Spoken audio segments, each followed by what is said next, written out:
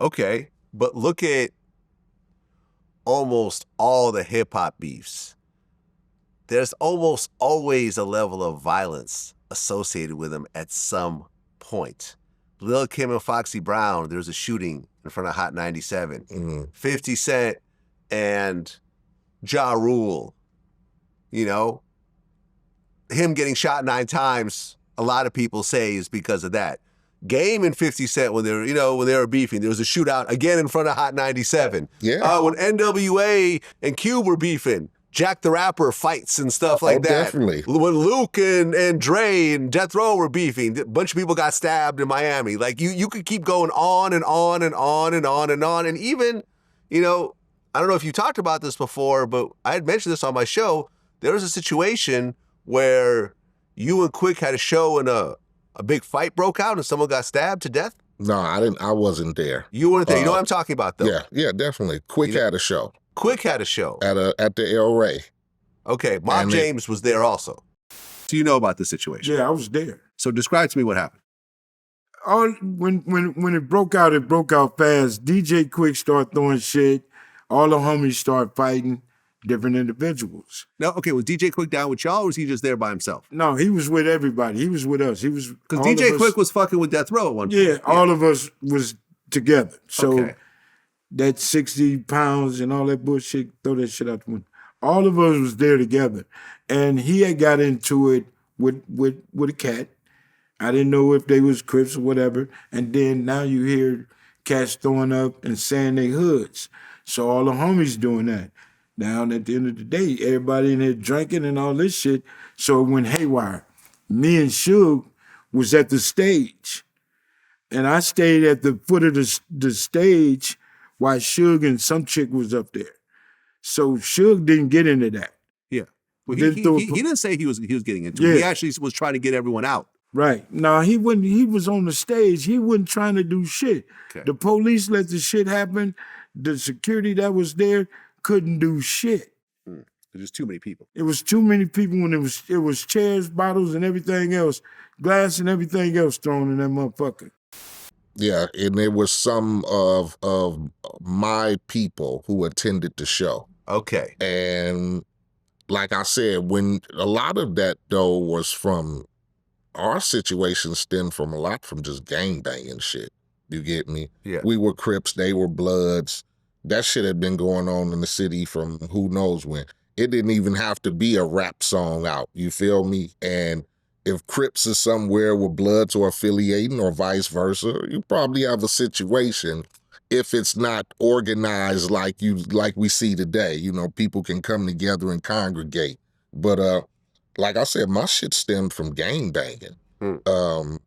It could have stayed rap shit, but when you start mentioning sets and blocks and other that, and then like I said, all of that, a lot of it was neighborhood affiliated. 50 was neighborhood affiliated. Game, neighborhood affiliated. It's not gonna be no rap songs. You feel me?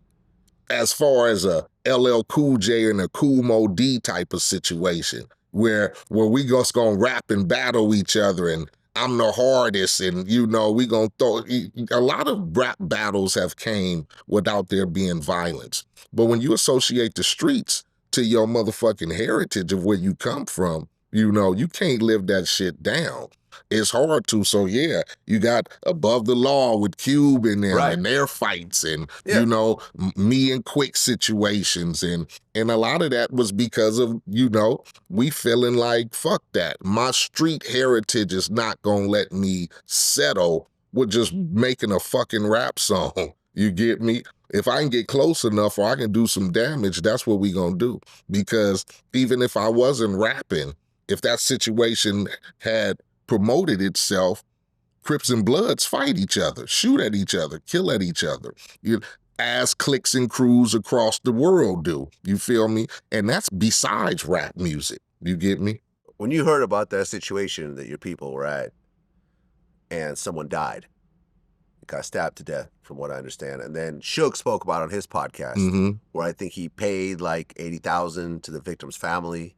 Yeah, I don't know about all of that, but I knew. I had a couple of friends who attended the show, and the fight broke out, and the situation happened, and it was unfortunate because at first, like I said, it was hard to sustain or become stable when rap music was concerned. You get me? I went through the situations to where I couldn't get a song played on the radio because of what we represented. I couldn't get video plays. I didn't get acknowledged for this or that or that or that.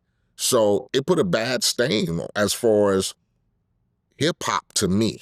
You get me? Because when I got into hip hop, it was for the love of the music. I was already gang banging, so that wasn't it.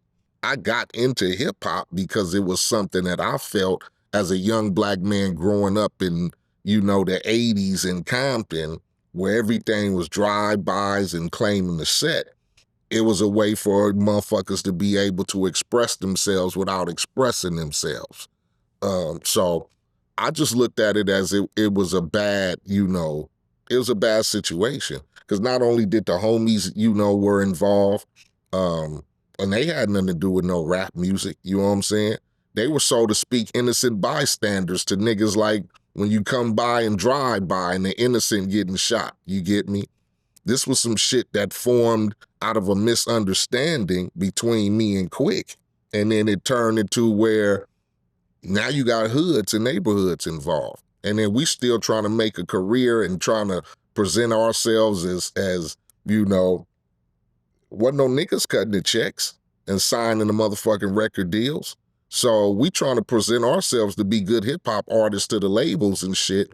And you got niggas out here getting killed and dying and shit like that because of our representation from the streets. But that's what we did. Like I try to tell people, before rap came along, niggas was gangbanging. That's what we did. You know, there was no, oh, I'm rapping now, so I'm gonna start claiming the hood and start doing this and doing that. No, that was already here. So the way to get out was to try to start making records. But you can't run from situations when you're still in them. You know what I'm saying? I was still going in the neighborhood every day. I still wanted to represent the streets. I still want to represent the neighborhood. I still want to represent Tragny Park. So I didn't look at it like, man, you're a rap artist and you got fans and people, whoop-de-whoop. I didn't give a fuck about that shit. Well, you had talked about how your mom lived across the street from Suge's mom. Yeah, in the later days. We used to live in a neighborhood called Spooktown. And then once I started rapping, whatever, mom's moved over to Linwood. And just so happened she moved across the street from Suge's mom. So I didn't never feel that it was tension, you get me?